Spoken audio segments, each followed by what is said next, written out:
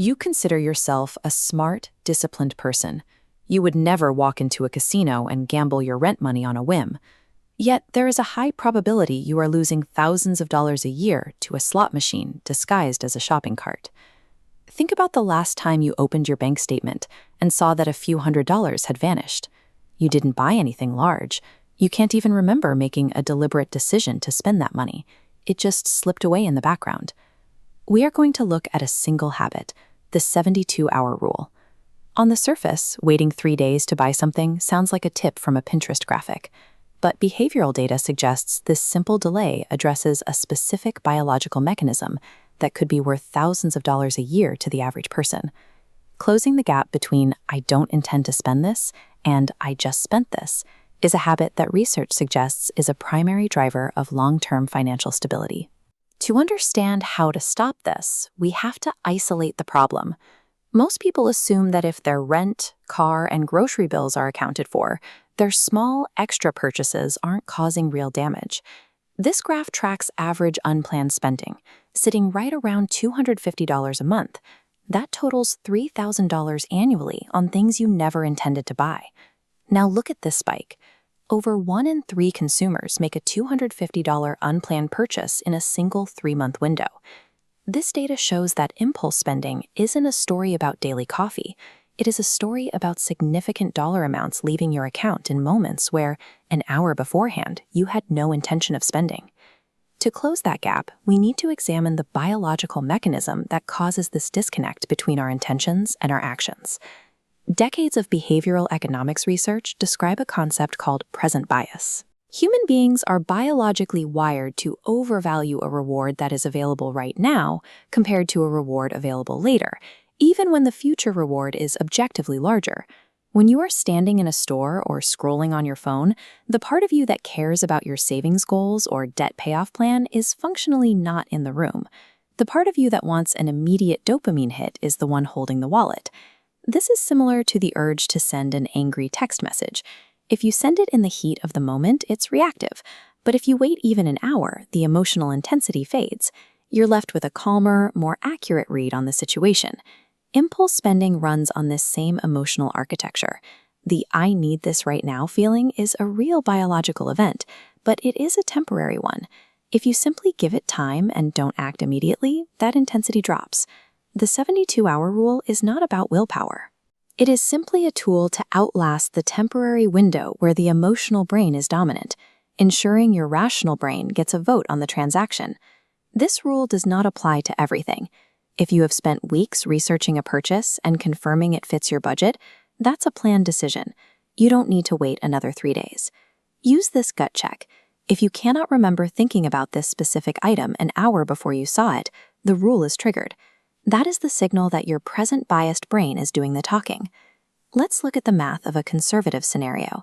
You apply the rule only to unplanned purchases over $50, and it helps you avoid just half of them. That's $1,500 reclaimed every year. If you redirect that $1,500 a year into an investment account averaging a historical 7% return after inflation, you would have $15,000 in pure principal after 10 years. With compounding, that balance reaches the $20,000 to $22,000 range. By intercepting just half of your impulsive spending, you turn a common psychological vulnerability into a $22,000 surplus. Modern retailers understand present bias and have designed the shopping experience to exploit it. Digital storefronts are engineered to compress the time between "I see this" and "I bought this" down to seconds.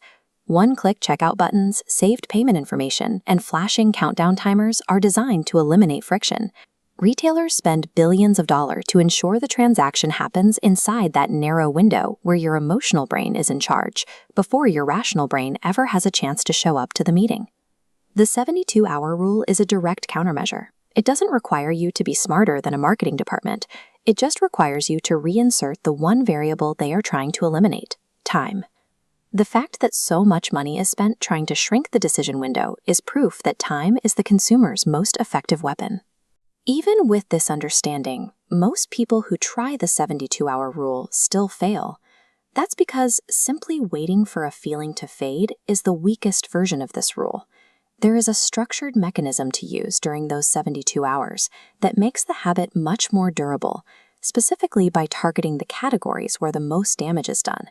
Without this framework, the habit usually collapses within a few weeks, and you go right back to the $3,000 annual bleed. In Part 2, we're going through that 4-step framework, including real case studies and the exact triggers that signal when the rule must be applied. Most financial advice tells you to just wait 3 days before buying something. But for many, that advice fails because it relies on passive waiting. Without a specific structure, those 72 hours become a period of low-grade mental nagging. You're still thinking about the item, still half-tempted, and as the clock ticks, the original logic you used to avoid the purchase begins to crumble. By day 3, you have essentially talked yourself back into the same emotional state you were in on day 1. You buy the item anyway, having gained nothing except 3 days of mild internal conflict. To actually protect your savings, you need to replace passive waiting with a rigid 4-step structural system that intercepts emotional spending before it hits your bank account. Step 1 activates the moment you feel the pull to buy. Physically remove yourself from the transaction without removing the item from your awareness. Take a screenshot of the item and the price tag, then close the tab. Specifically, resist the advice to add the item to your digital cart while you wait. An item in your cart is a signal to retailers. It triggers automated retargeting ads and abandoned cart emails, specifically engineered to pull you back into temptation during the exact window you are trying to protect. Step 2 is the emotional log. Write down the specific feeling driving the purchase in exactly 1 sentence. Distinguish between a justification and an emotion. Don't write, "I need new shoes." That is easy to fake. Write the actual feeling, like, "I'm stressed about work and this felt exciting." This sentence creates a paper trail of your emotional state. When the 72-hour window closes, it is much harder to pretend a purchase is rational when your own handwriting from 3 days ago admits you were just bored or stressed. Step 3 requires you to set an exact 72-hour calendar reminder. This moves the rule from a vague mental note to an automated schedule. Attach your screenshot and your 1-sentence emotional log directly to the notification. The moment the reminder is set, the system is armed and no longer depends on your memory or willpower. Relying on a specific calendar event ensures you actually revisit the decision from a calmer headspace, rather than letting the impulse fade into a forgotten task. Step 4 is the final evaluation. When the notification fires, do not ask, "Do I still want this?" Ask a specific reframing question. Would I buy this today, for the first time, at full price, with no urgency attached? Wanting things is cheap and effortless, but asking if you would choose this item fresh, stripped of the original emotional residue, forces a rational financial decision. This 4-step protocol shifts the decision-making power from the version of you that reacts to a flash sale to the version of you that has to live with the consequences. Consider a typical scenario. A buyer coming home after a rough week at work sees a targeted ad for an expensive furniture piece. Buy now, pay later platforms are specifically engineered to exploit present bias. They hide the full cost of a purchase behind smaller installments, making it easier to ignore the total debt you are taking on. Small recurring charges create a similar problem. A few $15 subscriptions don't feel significant in isolation, but they compound into a massive annual drain. Stack 5 or 6 of these charges, and you're looking at over $100 a month, or $1,200 a year on autopilot.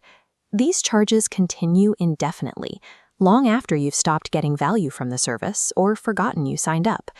Some might resist this system because it feels like a form of financial deprivation or a ban on spontaneous joy. In reality, buyer's remorse follows over half of impulse purchases. Spending on items that fail to deliver lasting satisfaction is the true form of deprivation. This rule redirects the decision-making process to a version of you that can see clearly. It filters out the momentary impulses that fail to deliver satisfaction, leaving more resources for the things that actually do. To make this sustainable, pick a dollar threshold today, something like $50 or $75. Above that amount, the rule kicks in automatically. Open your phone right now and create a dedicated note or folder titled 72-Hour Hold. Having this infrastructure ready today makes it effortless to log an impulse the moment it hits. Treat every subscribe button as a decision that crosses your threshold, regardless of the price. Choose your dollar limit, build the note, and give your future self the final vote.